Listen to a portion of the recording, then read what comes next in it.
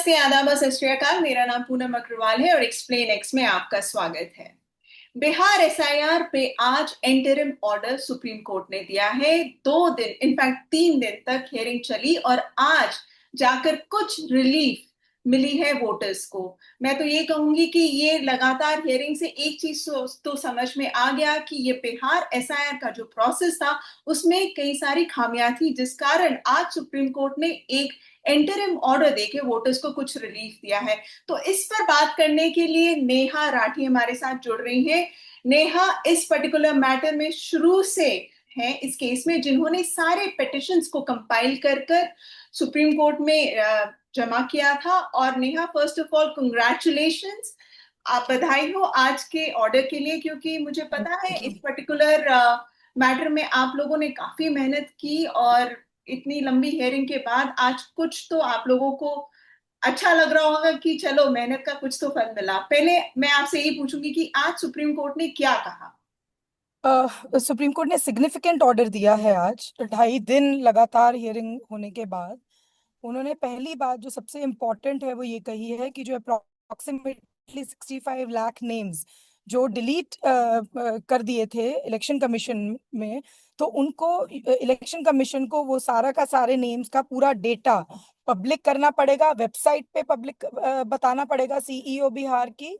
और ये जो डिस्ट्रिक्ट इलेक्टोरल ऑफिसर होते हैं उनकी वेबसाइट पर उसको दिखाना पड़ेगा। साथ ही साथ रीजन देने पड़ेंगे कि एक एक नाम किस लिए डिलीट करा गया है, death, whether it's reason of death या फिर माइग्रेशन या फिर डुप्लीकेट नेम। तो उनको पूरा ये डिटेल्ड भी देना पड़ेगा। साथ ही साथ उनको पब्लिश करना पड़ेगा बीडीओ या एसडीओ के ऑफिस में, वो नहीं तो पंचायत के ऑफिस पे, ताकि लोग फिजिकली भी देख पाए जिनके पास इंटरनेट का माध्यम नहीं होगा चेक करने के लिए। तीसरा जो उन्होंने सिग्निफिकेंट बात कही है कि ये सारा डेटा जो वेबसाइट पे होगा वो सर्चेबल फॉर्मेट में होगा। जैसे कि आपको पता है इन्होंने अपना पिछला वाला डेटा जो ड्राफ्ट रोल का था, इवन वो 3-4 दिन के बाद सर्चेबल मोड से हटा के इमेज फॉर्मेट में ले आए थे, जिससे कोई आप सर्च नहीं कर सकते मशीन से, मतलब कंप्यूटर से कंट्रोल एफ करके। So that makes it very difficult for people to analyse. तो वो भी उन्होंने अलाउ कर दिया। और चौथी सबसे ज्यादा महत्वपूर्ण बात यह है कि आधार कार्ड उन्होंने एक्सेप्ट कर लिया है कि Aadhaar will be accepted for an average voter in order to show his claim to be for for inclusion in the electoral roll. उनको आधार कार्ड अगर कोई सबमिट करेगा तो वो मानना पड़ेगा। तो तो इसमें काफी विक्ट्री है, क्योंकि इंटरिम तौर पे, और कोर्ट ने अपने पास मैटर मॉनिटरिंग के लिए रखा है, अगले शुक्रवार को लगाया है, ताकि और क्या क्या प्रॉब्लम्स हैं जो इलेक्टर्स को आ सकती हैं और उनके लिए वो और फर्दर डायरेक्शंस पास कर सकें। मैं बस अपने व्यूअर्स को ये बता दूं कि नेहा अभी गाड़ी में इसलिए है क्योंकि वो सुप्रीम कोर्ट हाँ, से जस्ट सॉरी। अभी बाहर निकली है। तो मैं सोचा पहले उनसे उन्हीं के मुंह से सुनो कि आखिर ऑर्डर क्या है, क्योंकि ऑर्डर की कॉपी अभी भी पब्लिक डोमेन में, यानी कि अभी सुप्रीम कोर्ट की वेबसाइट पे अपलोड होना बाकी है। तो ये जो अभी बाकी ऑर्डर है। उन्होंने कहा है सुप्रीम कोर्ट में जजेस ने, उसके बेसिस पे नेहा हमें बता रही है। तो नेहा, क्रक्स ये है कि अब आधार कार्ड इज एक्सेप्टेड। क्या हम ये कह यस। सकते हैं कि अब जिस वोटर के पास वो 11 डॉक्यूमेंट नहीं है, वो ना भी हो तो भी वो आधार कार्ड लेकर अगर जाए बीएलओ के सामने, तो क्या वो एक्सेप्ट करेंगे इसे? उनको करना चाहिए, कोर्ट का ऑर्डर यही है। एग्जैक्ट वर्डिंग क्या है हम देख लेंगे जब ऑर्डर आ जाएगा। लेट रात तक आ जाना चाहिए। सो यही है कि आधार अब एक्सेप्ट करेंगे। तो और ये ये बहुत बड़ी विक्ट्री है, बिकॉज अपने काउंटर एफिडेविट में इलेक्शन कमीशन ने क्लियरली लिखा था कि हम आधार एक्सेप्ट नहीं करेंगे, डिस्पाइट द फैक्ट कि कोर्ट ने 2-3 बार उनको नज किया था। In the interest of justice आपको आधार, एपिक और राशन कार्ड एक्सेप्ट कर लेना चाहिए। उनके बिल्कुल नेगेटिव होने के बावजूद कि हम वो नहीं लेना चाहते थे, बट कोर्ट ने इस बात को सही माना कि जब इलेक्शन कमीशन का जो ये रिप्रेजेंटेशन ऑफ पीपल्स एक्ट वगैरह भी आधार को मान्यता देता है इलेक्टोरल रोल को ऑथेंटिकेट करने के लिए, और there are so many sections, forms जहाँ पे आधार एक्सेप्टेड है, तो क्यों नहीं आधार को लिया जाना चाहिए for this exercise as well. In fact मैं एक चीज और बता दूं व्यूअर्स को कि इलेक्शन कमीशन ने मना कर दिया था कि वो आधार कार्ड नहीं लेंगे, एपिक कार्ड नहीं बिल्कुल। लेंगे, और साथ में ये भी कहा कि हम 65 लाख डिलीटेड वोटर्स का नाम भी पेटिशनर्स के साथ नहीं उन्होंने ये शेयर कहा करेंगे। था अपने, हाँ, हमारी जो एप्लीकेशन थी कि 65 लाख का आप डिटेल्स विद रीजन दीजिए। हम्म, तो उसमें उन्होंने बिल्कुल क्लियर कट कहा था कि हमारी कोई स्टैट्यूटरी रिक्वायरमेंट नहीं है कि हम आपको दें, हमने पॉलिटिकल पार्टीज को दे दिया है। कोर्ट का रवैया बिल्कुल क्लियर था। Why should citizens be at the mercy of political parties? Political parties के उस पे क्यों रहे कोई भी सिटीजन? उसके पास डेटा खुद होना चाहिए ताकि वो चेक कर पाए और एक्शन ले पाए कि अगर मेरा नाम डिलीटेड है तो मैं कुछ एक्शन ले पाऊँ, क्लेम फाइल करूँ, ऑब्जेक्शन, क्लेम्स एंड ऑब्जेक्शन का पीरियड को यूटिलाइज कर सकूं, गिवन कि इलेक्शन एकदम सर पे है बिहार में।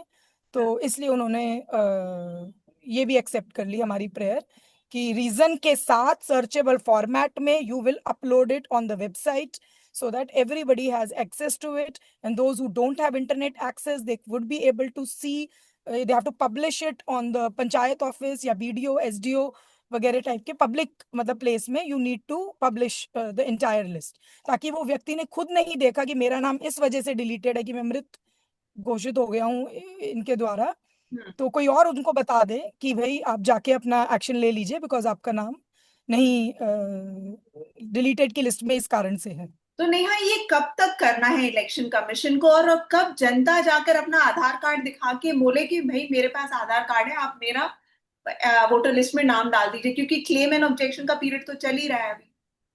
हाँ, तो इलेक्शन कमीशन ने कोर्ट को बोला दैट हमें 3 से 4 दिन चाहिए आपकी डायरेक्शंस को इम्प्लीमेंट करने के लिए। तो कोर्ट आई थिंक ऑर्डर में वो जो डेट देगा वो 3 से 4 दिन का टाइम दे देगा उनको, और उसके बाद फिर हमारा काम शुरू होता है कि हम उस डेटा को एनालाइज करें, समझें। All civil societies groups, everybody, आप जैसे जर्नलिस्ट जो भी इस इशू पे लगे हुए हैं, तो हम उसको स्टडी करेंगे और निकालेंगे कि उसमें क्या है। काफी चीजें निकल के आएंगी उस डेटा से, why have so many names been deleted वगैरह। और इससे आम जनता को भी कुछ रिस्पाइट मिलेगा कि भाई अब आधार एक्सेप्टेड है, तो जिनके पास डॉक्यूमेंट्स नहीं थे या जिनके पास कोई भी दिक्कत थी, तो आधार जनरली काफी जनता के पास बिहार में भी अवेलेबल है, अपने लिए भी, अपने पेरेंट्स का भी, जो एज पर द ऑर्डर देना है। तो अगर कल, जैसे आज थर्सडे है, कल शुक्रवार को या परसों जनता जाए अपने आधार कार्ड के साथ, तो क्या बीएलओ एक्सेप्ट करेंगे फॉर्म, एन्यूमरेशन फॉर्म? करना चाहिए, यही यही ऑर्डर है। यही ऑर्डर है, तो हाँ, मतलब वो अब और ग्राउंड क्लेम्स में। एंड ऑब्जेक्शन में भी जो नाम है, जिनके भी नाम इंक्लूड होने हैं, वो सब आधार देके अपना नाम इंक्लूड करा सकते हैं। तो अब ये हाँ, देखना है कि क्योंकि अब ग्राउंड में आए। एनुमरेशन का पीरियड तो खत्म हो चुका है ना, अब claims and objection period is जी गोइंग ऑन जी टिल 9 सितंबर। तो जी। क्लेम हर जो जो क्लेम कर रहे हैं उन सबको आधार के बेसिस पे एक्सेप्ट किया जाएगा। और जिनका नाम सपोज तो वो ये करिए, नहीं बोल सकते कि इन्होंने 11 डॉक्यूमेंट नहीं दिए तो इनको हटा दो, आधार दिखा के लिए जाएंगे लोग। और अगर जिनका नाम माइग्रेशन, शिफ्टिंग या जिस कारण से भी हुआ है, वो तो वो भी प्रोसेस अपना आधार कार्ड ले जाकर बाकी का जो प्रोसेस है वो फॉलो कर सकते हैं। यानी कि हाँ हाँ हाँ। कैन वी से, मैं आपसे क्लियरली पूछ रही, कैन वी से आधार इज द 12th डॉक्यूमेंट? कि 11 तो थे आई ही, थिंक यस, 12वां, आई थिंक यस। कि यस, अब क्योंकि 12 कोर्ट ने क्लियरली डॉक्यूमेंट्स लिखा हो है, गए हैं। एन एवरेज, जो जो डिक्टेट किया था, an average person should be able to claim their inclusion in the electoral roll with the use of a copy of Aadhaar card. तो 12 डॉक्यूमेंट्स एग्जैक्टली यही हमारे बोला। हमारे इस लिस्ट में 12 डॉक्यूमेंट्स आ गए हैं। तो हाँ, आप मान सकते। अब एक सवाल है कि अब क्या रह गया, क्योंकि फ्राइडे को फिर से हियरिंग है, 22 तारीख को। अब क्या इशू पर मतलब बहस होगी, मतलब अगर हम शॉर्ट पॉइंट्स पे बात करें तो। सी, ओवरऑल पॉइंट तो यही है, how we wanted to delink it from the, ये जो अपकमिंग इलेक्शन है उससे ही हम डीलिंग करना चाहते हैं। दूसरा, कि ये पूरा प्रोसेस ही अनकॉन्स्टिट्यूशनल है, अल्ट्रा वायरेस है जो रिप्रेजेंटेशन ऑफ पीपल्स एक्ट के जो हैं। और उसके अलावा तीसरा जो एक छोटा पॉइंट है जो हमें पता चला कि जो बीएलओज हैं उन्होंने काफी लोगों को, काफी सिग्निफिकेंट लोगों को, 10 से 12%, हमारे पास 2 कॉन्स्टिट्यूएंसी का डेटा था, दरभंगा और कैमूर का, तो उसमें उन्होंने इनको नॉन रिकमेंडेड कर दिया है, जो कि फिर ईआरओ ने वेरीफाई करा है। तो हमने उनसे वो भी नंबर मांगे हैं कि कितने लोगों को नॉट रिकमेंडेड करा है और उसका क्या रीजन है। तो ये भी उन्होंने बोला है, हम दूसरी जब नेक्स्ट हियरिंग होगी तब इसके बारे में बात करेंगे, तो ये क्योंकि सारे, वो कह रहे हैं अभी प्रोसेस चल रहा है। क्योंकि एक तो ये भी है कि एसआईआर पे सवाल है, अनकॉन्स्टिट्यूशनल है, क्योंकि बंगाल में ऑलरेडी शुरू हो गया प्रोसेस, तो उस पर भी बहस होगी अब नेक्स्ट हियरिंग में जब भी मैटर आएगा। उसके वो मुद्दा भी आएगा, बिहार एंड बंगाल सब जुड़कर मेरे ख्याल से हियरिंग में आएंगे अब। जो जो बिहार में ऑर्डर होगा, ऐसे तो हो नहीं सकता कि एक स्टेट में अलग तरीके से होगा, दूसरे में अलग। सो बंगाल से रिलेटेड पिटिशंस भी फाइल हो गई हैं, they are not part of ये वाला बैच, बट हम्म। वो पिटिशन भी फाइल हो गया, पर उनका फेट एग्जैक्टली सेम ही होगा जो बिहार में होगा। ऐसे तो अलग अलग तो हो नहीं सकता ना, सारे भारत के नागरिक हैं, एक ही इलेक्शन कमीशन को एक ही चीज अपनानी पड़ेगी सबके लिए uniformly all over the country. तो अब एक चीज। हमारी लड़ाई against this manner of SIR, enumeration form etcetera वो जारी है, क्योंकि हम उसको कॉन्स्टिट्यूशनली चैलेंज कर रहे हैं कि ये तरीका ही गलत है।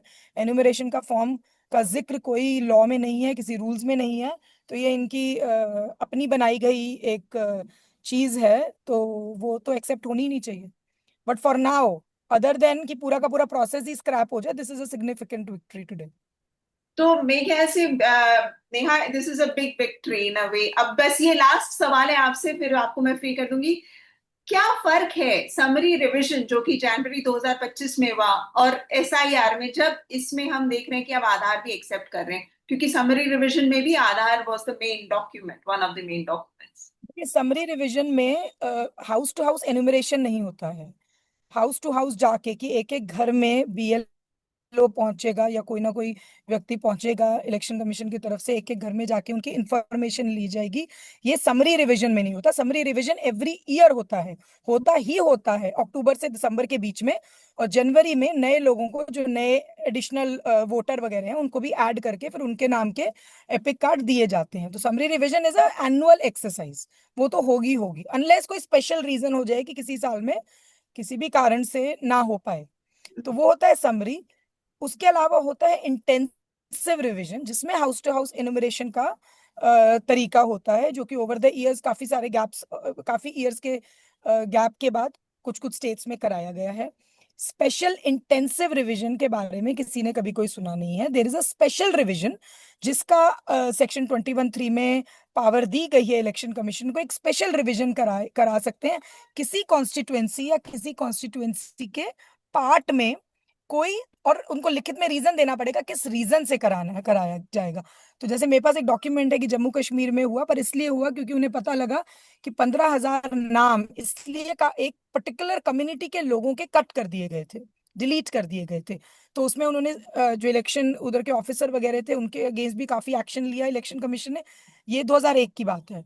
और उन्होंने फिर स्पेशल रिवीजन घोषित करा कि इस पर्टिकुलर दो कॉन्स्टिट्युएंसीज में ये पाया गया है, this is very very shocking, we are taking action.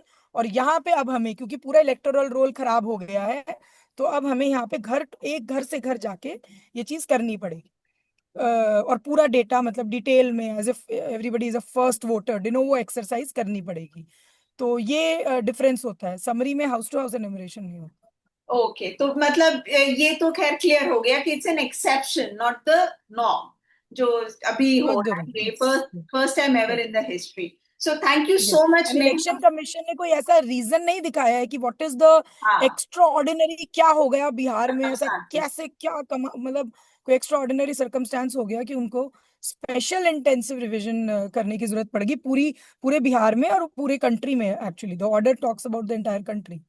तो Correct. इन्हीं इन्हीं ग्राउंड्स पे हमने challenge, these are one of the grounds जिस पे हमने चैलेंज करा है So special intensive. that's very nice. It's a victory for you, for your team. सारे lawyers फॉर यू जिन्होंने ऑल्सो। आर्गुमेंट किया, it's a victory. I would say ये voters की विक्ट्री है, क्योंकि उनके लिए बहुत बिल्कुल। बड़ी रिलीफ होगी। अब वो आधार कार्ड ले जाकर बीएलओ को दे अपने डॉक्यूमेंट्स के साथ, और उनका नाम वोटर लिस्ट में आ जाएगा। I think that is a big big relief for every बिल्कुल। voter, at least in Bihar for now.